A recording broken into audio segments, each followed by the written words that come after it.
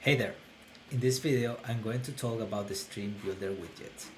This is a special widget designed to capture messages with ease without you having to create a lot of logic to add listeners and wait for messages.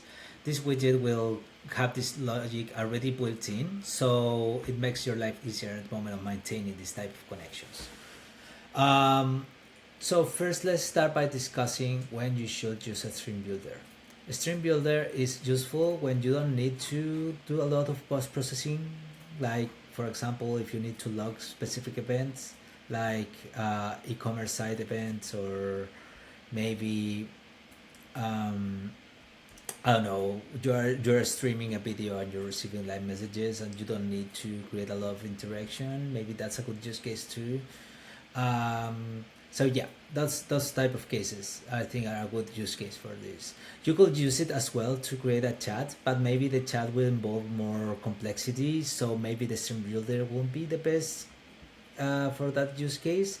But still, you could give it a try and maybe come back to me and tell me how did it went. What did it go? Sorry. So let's start by creating to adding the widget builder. The stream builder. So let me come to this page. I'm going to look for this WebSocket Stream Builder widget. Let's give it an infinite width and let's give it a maximum height of 500 pixels. Then we have to pass it the connection hash. I created this with this page with a connection hash associated to this with a parameter of connection hash, so I can pass it to the widget. And keep in mind that this does not initialize any type of connection. It just makes a reference to the channel connection we already created, or to the connection we already established.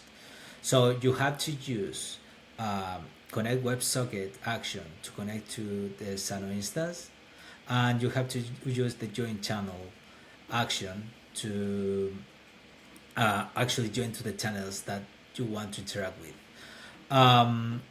Then we have here a connection live widget. This is a custom widget you can create. In this case, we are going to pass this events log component that receives a parameter called WebSocket snapshots. And these WebSocket snapshots are of the type WebSocket stream snapshot. What is a WebSocket stream snapshot?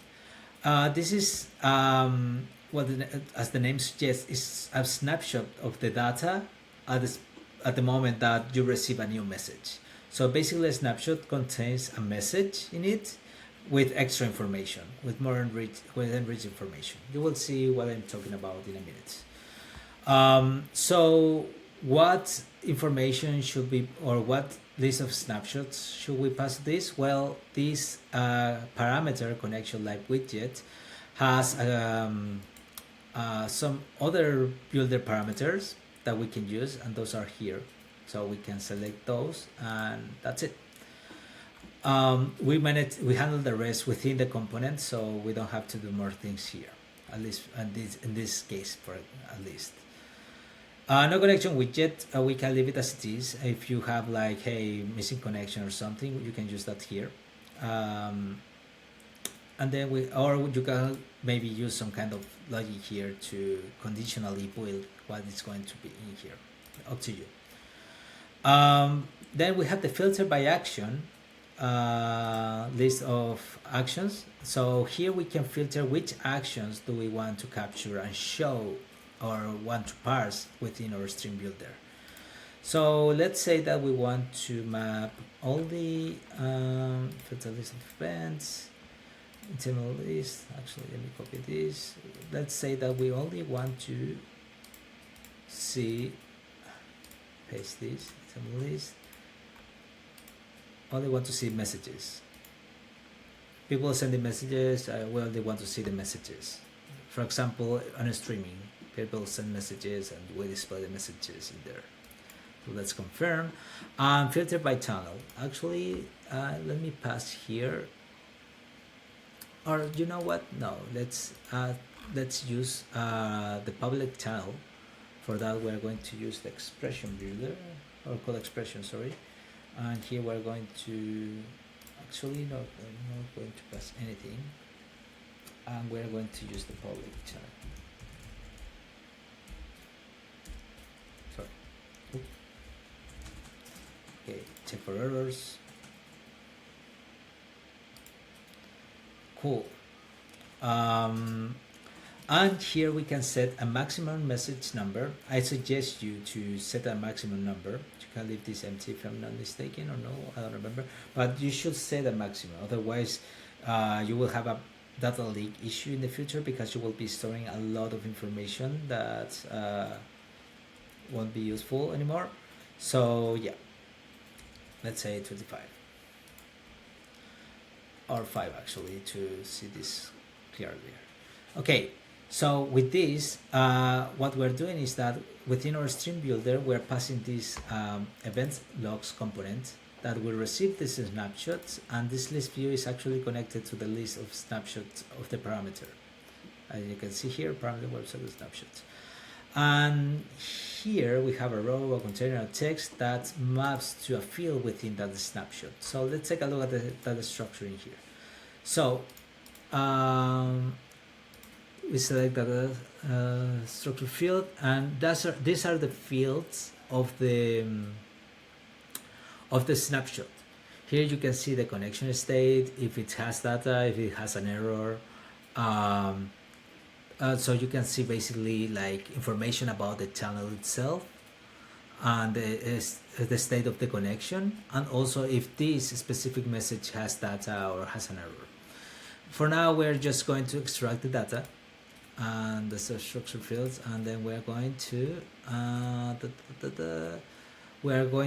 extract from the data. Sorry, this data has type of Xano WebSocket message, so we can access further down into the path to the actual data we are receiving and have a default value. So let's say that this data is JSON.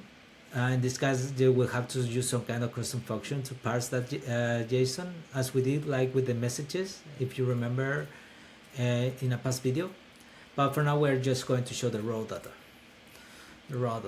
So let's confirm.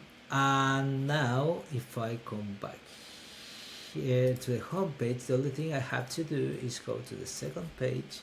I have a button that we will change the text to disconnect, and now let's grab this in a row, and in this row let's add another button,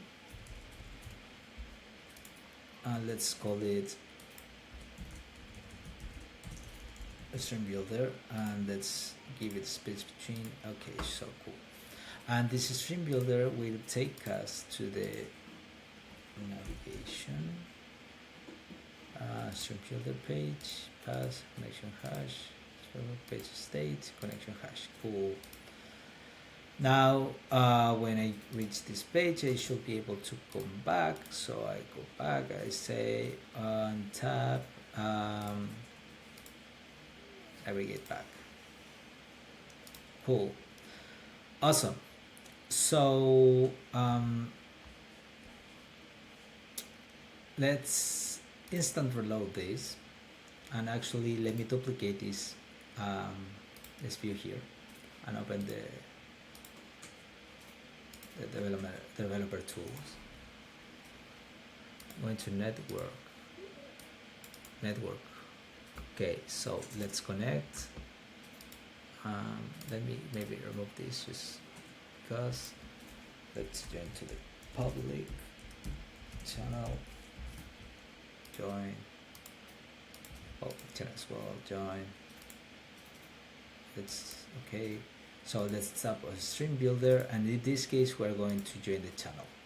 So what should happen is that when I type a message here in this chat, it should be logged here. So let's see what happens. Hello. Come back here. And here you can see that, oh, it's not responsive. So I'm receiving the message. Well, for some reason it rendered twice, so there's a couple of small bugs. Maybe I have to take a look at it right now, but basically it's working. It is logging the events. So if I take a quick look at here, um, received this once, so I think there's an error with the widget builder or something that I have to fix. Um, let's try another thing, like a convention sign. Here it is. So it seems that the issue is at the beginning. Um, Definitely a fix I have to do, but that's it. That's how you render things here. You don't have to handle any logic to display information. If you want to do more stuff, you will have to parse this JSON yourself and do different stuff. Um, Maybe something we want to do is we want to log the presence here of different users.